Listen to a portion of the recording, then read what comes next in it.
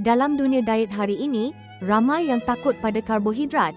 Kita selalu dengar, karbohidrat buat gemuk atau kena elak nasi untuk bakar lemak.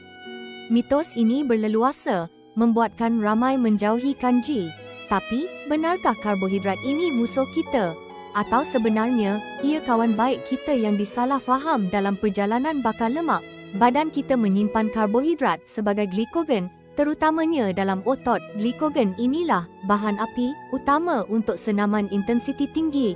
Fikirkan ia macam tangki minyak kereta. Tanpa minyak yang cukup, kereta tak boleh pergi jauh.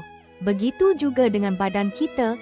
Senaman berat memerlukan simpanan glikogen yang optimum untuk prestasi terbaik.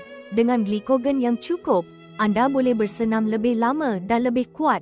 Senaman yang intensif pula merangsang pembakaran kalori dan lemak dengan lebih efisien, bukan sahaja semasa bersenam tapi juga selepasnya.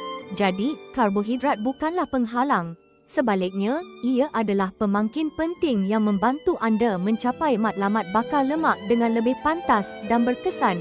Jangan takut pada kanji.